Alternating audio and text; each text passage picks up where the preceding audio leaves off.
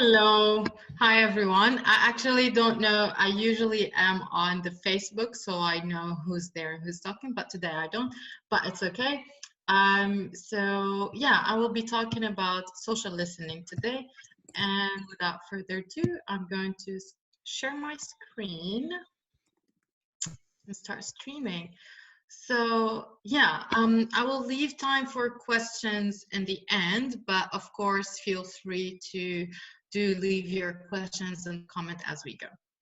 So social listening, what we will cover today is what is social listening from a strategy point, what are the tactics or actions that you can take, what are the metrics that you would use to measure and monitor, as well as the ethical and legal implications that were introduced to protect users online.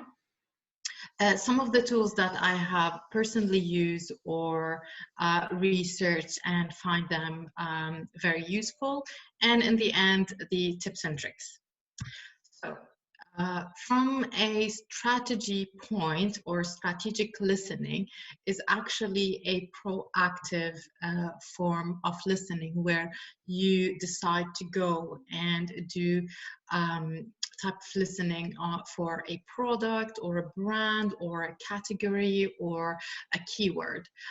So we call it proactive because, and it is listening, which is different from monitoring, which is a reactive type of action. So on your Facebook page, for example, if you're monitoring what's happening there and once you take action, this is a reactive. However, listening is a proactive where you go for different platforms and not necessarily you have an existence. So strategic listening then can be split into two parts, an active and a passive listening. An active listening is where you plan to actually take actions based on the insights or the findings that you find. A passive listening is that you do not plan on taking actions and you're merely just listening and monitoring maybe your social media presence or a competitor or maybe a some elections. So basically you're listening and you're not planning to take actions afterwards. And the tactics, so this is when you decide to be active, and this is when it becomes a tactical listening. And in a tactical listening, some of the actions that you plan to take could be to engage actively with the people talking. So it could be, again, on your social media accounts and platforms.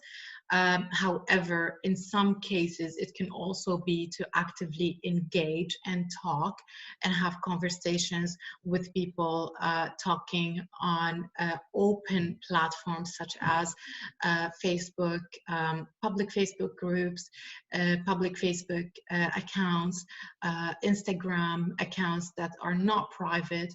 Twitter is very famous in that sort. The second form of action that you can take is respond to those who expect an answer. And this is mainly for businesses that find that there are mentions for their brands. So those people are talking directly about your brand, or maybe talking directly to you, but prior to having a social media account, you couldn't respond to them. The third part, and why is this important? Because there are some listening plans or projects that are done, and unfortunately you cannot neither engage nor respond with a clear answer, or you don't have the authority to actually provide an answer. And one example of these is that in the pharmaceutical industry or health industries, when you're not able to give an actual advice. So for example, mental health is a very popular topic these days, and there are many platforms or companies that are entering the market, and they are engaging with those people. However, they have to be very careful not to give any advice that is concerning to health. So what they do is mostly direct people to credible sources. And so moving on to the ethical and legal implications, I guess we all know about the GDPR that was introduced in 2018, which put lots of constraints on how you process personal data that comes to you or when you search for personal data. And the principles are lawfulness, fairness, accuracy, storage information, and so. And also the type of processing is if you want to store them, use them for remarketing, retargeting. So there are different types of processing, and these are the principles that you should apply to your processing. And then we have so just to break it down and make it easier, whenever you go to a website these days, you are prompted out with a message saying to give a consent whether this company or this website can use your information. And in most cases, we click yes to all. And in some cases, some people do update the preferences. And what you're doing here is when you decide not to give them any consent, it means that these websites cannot retarget you. They cannot track your cookie to see what websites you are visiting. And in some cases, when you give consent, then they can do the following. And hence you start seeing advertisement from them or relevant to them in not necessarily on the same platform, but even in different platforms and sometimes applications. Anyway, so in the passive listening, when you do not plan to take any action, you do not need a consent. So legally, you do not need people's consent when you are doing a listening without planning to take an action. However, if you are in the active listening and you plan to take an action later, then this is where you need to make sure that people who you will be using their information in those processing types or principles need to give you a consent, hence the approve on the website. Moving forward, so also I wanted to highlight different types of socials. And very easily, we have open social, closed social, and dark social. The open social is what we actually have access to. And for example, a Facebook page or a Twitter public account and a public page on LinkedIn. However, I do want to point out here that LinkedIn do have some sort of closed features. Hence, if you are doing a social listening, you cannot access all the information you need from LinkedIn. And in most cases, you will need to contact LinkedIn directly to get permission to store or access some information. And the closed social, so this is when in your website and you put a sharing button. And when people share this blog or page or URL through these buttons, you can track this, but not further. You can see where it went. So people click to share on an email or people click to share on a website, but you cannot track it further than that because it's closed. You cannot see information that is being shared on an email or how it is being shared, unlike the open. And the last one, which is dark. So dark social is actually when people copy a link, paste it in a closed social, like an email or WhatsApp. And funny enough, the dark social actually has the highest penetration of sharing among those three. So whatever you see on the open social is actually a very small percentage of what is happening in the social media sphere. And it's still able to help us make decisions. However, keep in mind that there is a huge word behind dark social that we have no idea about. I just wanted to point out here about the API and what it actually means. So the API allows the integration. So for example, when we have tools that we will discuss later, these tools on Facebook and LinkedIn and Twitter in an open social, the APIs allows the integration between those tools and those platforms so the listening and analytics can happen. In a closed social, those APIs don't allow integration, and the dark social, it's completely invisible for analytics. So the tools, these are some of the most famous, but they are not the only ones. There's actually a large list of tools that are available for listening. However, most of these tools are what I've used for small, medium, and actually large businesses. And I decided that I want to break them down by minimal fees. So these are suitable for small to medium businesses or growing businesses.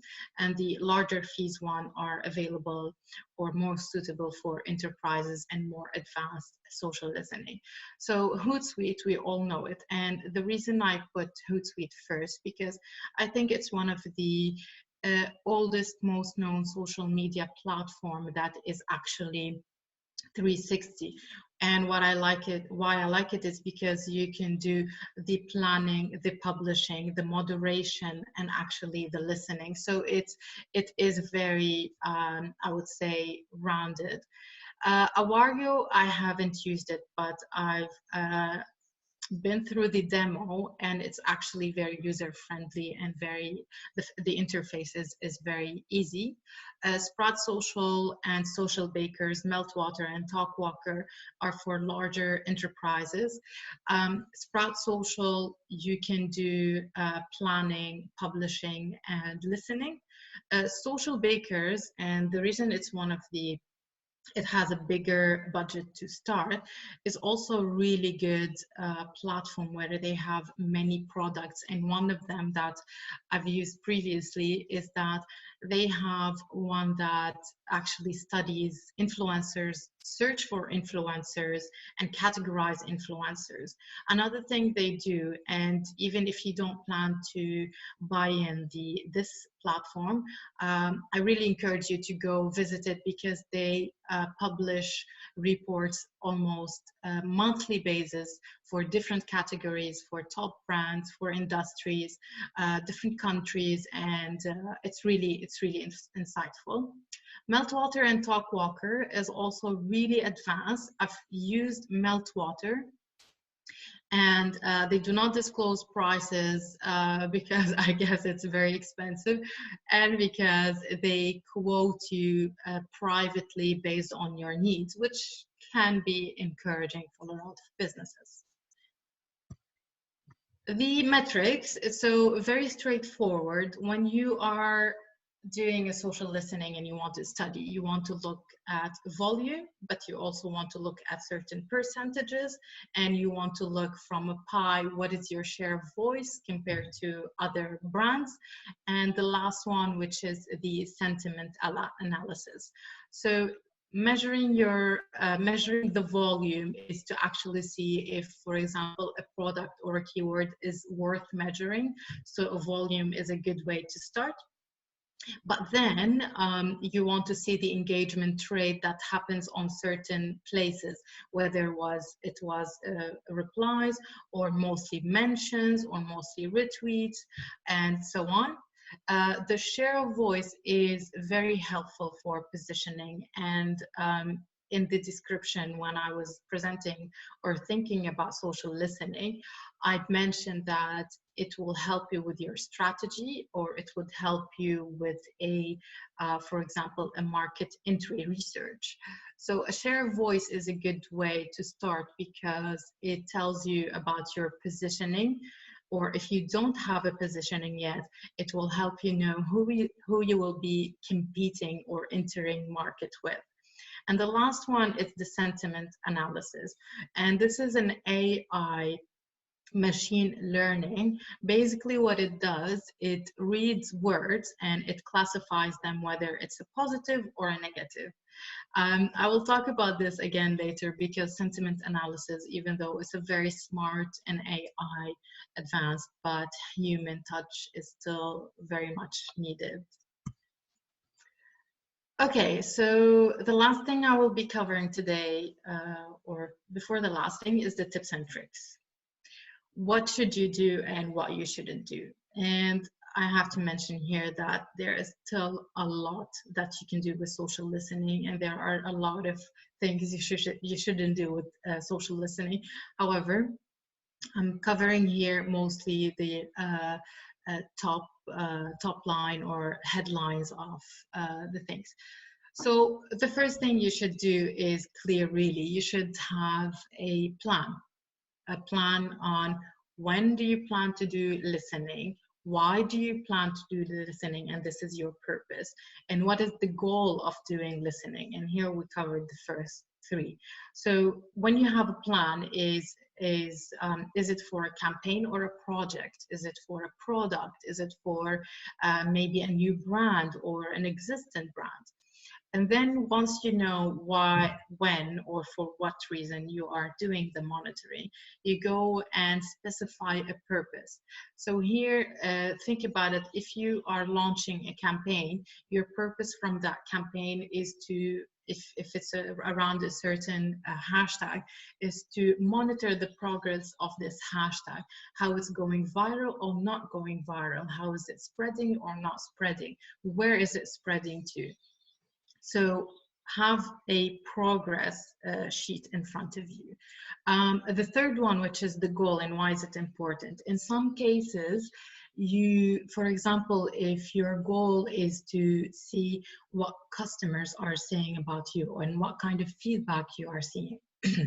So if you find that the customer feedback is mostly negative, you should have a measurable, specific goal to say that I want from this campaign or listening or project listening is to lower my complaints from 20% to 10%, or to increase my positive customer feedback from 50% to 60%. So it has to be scalable and measurable, and it's a really good way to know where you're going.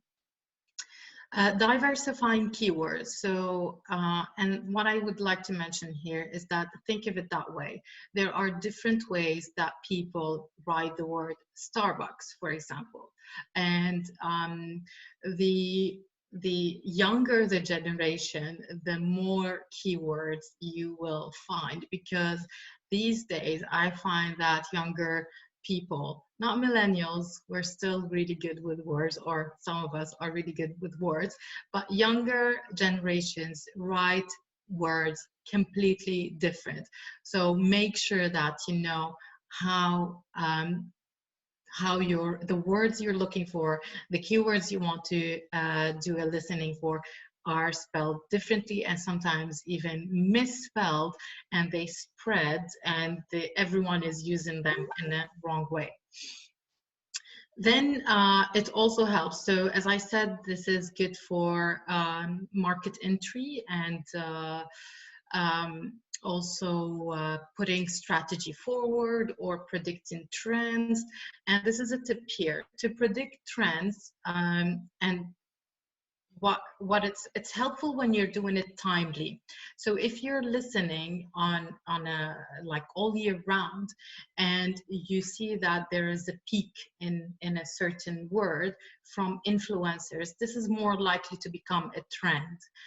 So if you're listening in a timely manner, yes, you can predict trends moving forward. However, if you're listening or doing listening for old or like past, then you're not really predicting trends. However, you can study trends.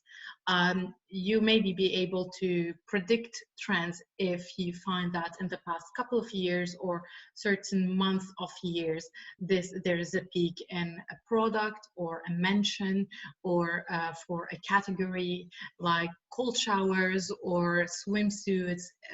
There you will find sometimes peak in summer, a very good indicator that this is when you probably can do a campaign about swimwear.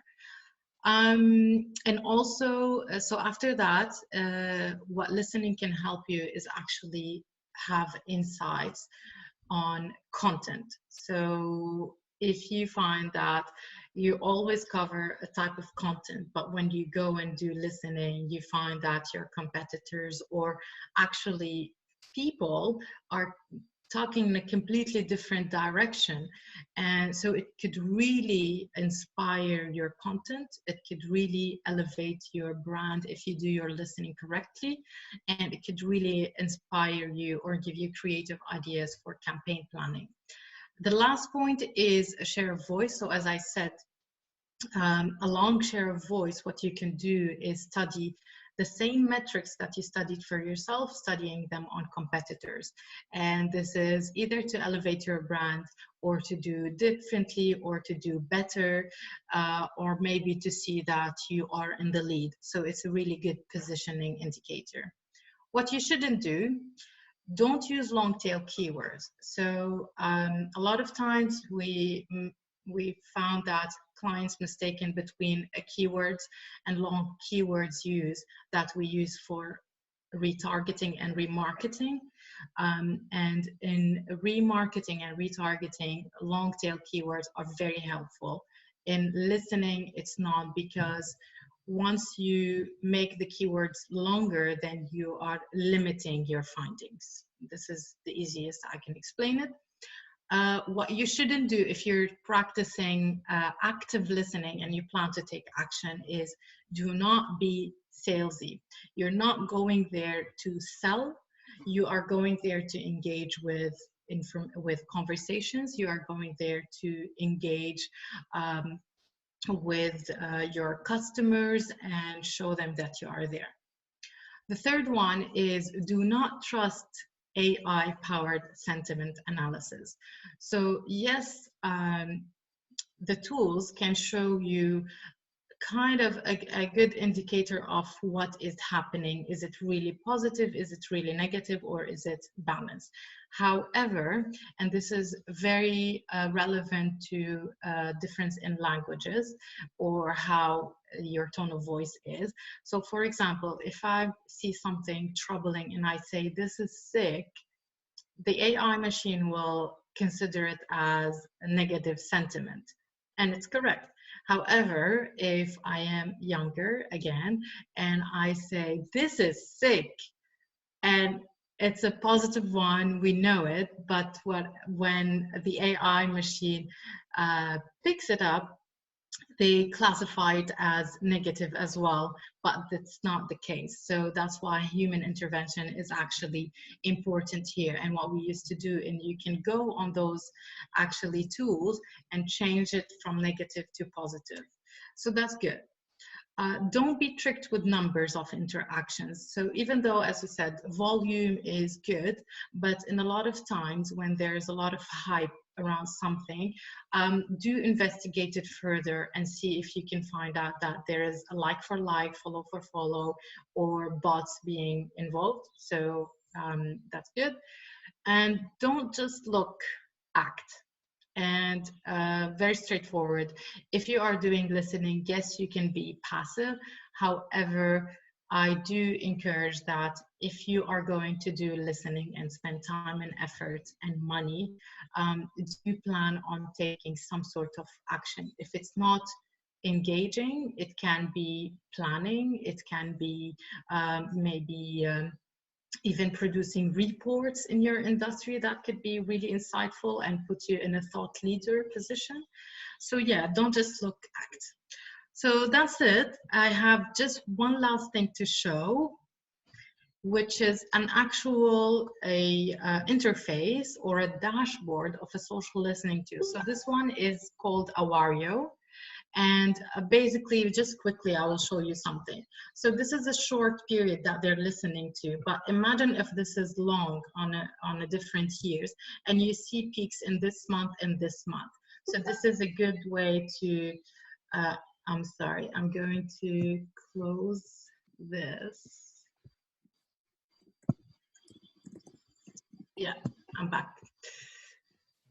Yeah, so this is what's happening. So you can predict trends by seeing peaks on certain months. You can see basically if it's the majority negative or positive or neutral. If you are doing a market entry research, reach is a good indicator. The same thing for countries to see where people are talking about those topics or those keywords. Again, this is good for market entry research or where you should direct your efforts. The last two are also important. So yes, maybe in the UK, all what we care about is mostly English. However, if you are planning on going beyond borders and you see that there is a potential or a really good percentage of audience speaking in another language, that might be an indicator for you to maybe diversify your language. And the last one, which is the most important one, if you have, so in scenario one, you have accounts on all social media platforms, and you see that when you're doing this listening project, that most of the conversation is happening on Twitter. One thing you can do here is pull back a little from the rest of the social media platforms and put your efforts in Twitter. The second scenario is that if you still don't have any social media presence and you plan to do a strategy and where you should be, I think this is a very good indicator that your first or top platform will be Twitter, and then it will be news and blogs, maybe to create newsletters or articles. And yeah, so that's it. I think this is a really nice dashboard, actually, Awario. And one thing you should know is that actually most of the tools these days are similar. You can use them in a similar way. You do not need to know everything. So it's better to outsource sometimes because it can be very tricky. Because what I talked about now is you as a brand owner and business owner, what you should know about. However, to perform the listening, to perform the keywords and all that can be really tricky, especially if you're talking big data. So don't be afraid to outsource it, and hopefully it will help you with your business. So that's it. Thank you so much. And to you, Lenka, if anyone has questions. Yes, thank you. This was amazing. We've got some great comments from Nirai, who says it's quite insightful. Berenice said this is very useful. It's an area I don't know much about. So some great feedback. And we've got a question from Danielle, who's asking, are there any free social listening tools?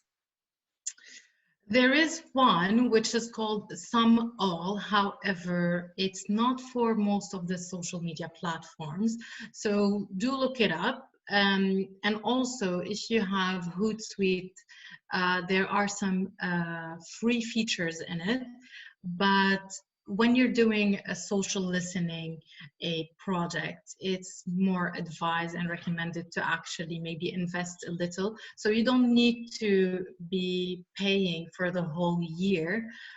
Maybe buy the plan for a few months of the year to do your social listening project, maybe very insightfully, because again, those platforms are monetized for a reason. And the less you invest in them, the less information and insights you will be able to pull from them.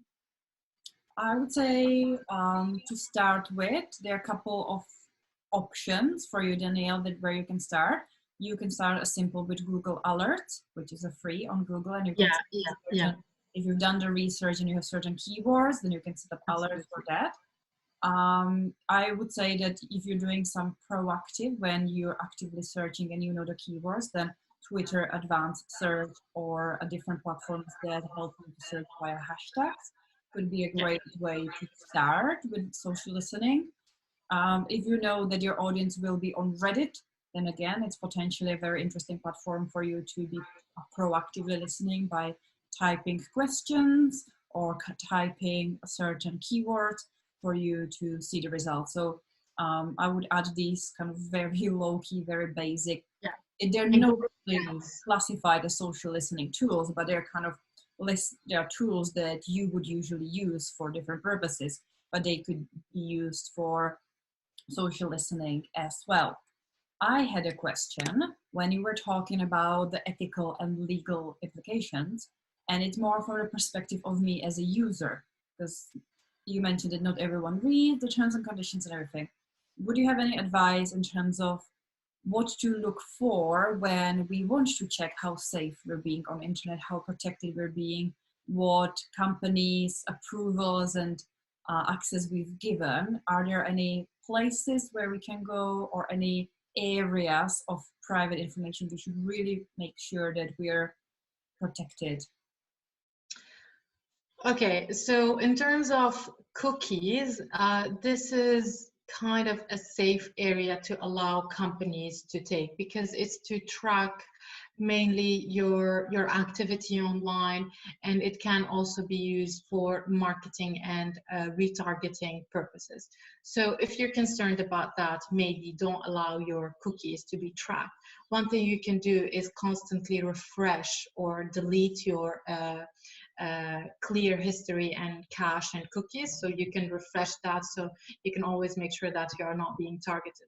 But the very sensitive information that companies should not actually be included, even if they include them, they shouldn't, and it's your private information such as your email, maybe your name, your address, so all the kind of sensitive information, they should not be tracked, they should not be stored, and they should not be used.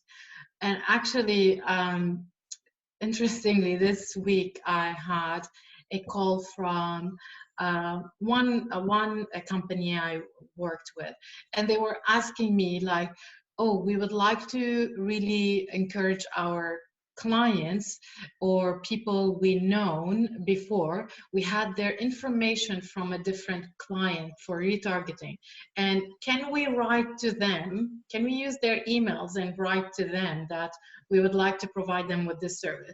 I was like, no, if these people don't know you, they don't know that you have their email, and they did not give you the consent to be talking to them, even though you're addressing them in a very professional way, you do not have the right to actually use the emails to write to them. So yeah, anything that is sensitive, private information should not be stored or used without a consent. And anything that is public, such as a cookie and API, if you are concerned about it, then clearing your history and cookies is a good solution for it. Fantastic, thank you so much. If you have any questions, be it about social listening and kind of social media marketing, community management in general, let us know in the comments. Simon actually replied to Daniel's question about free reporting tools, free social listening tools, and she mentioned that Google Trends is another alternative, and that she's been using BrandVoice, which is a fantastic tool, but it is fairly big and very expensive. So only if you know someone who owns a bigger agency and they have prescription and you can ask them to get access to it, that might be a way. But yes, other than that, these tools like BrandVoice are absolutely fantastic, but they are not cheap. They're not designed for small businesses. So we'll have to find different ways. I just want to point out here the difference between a tool that is for social listening and Google Trends.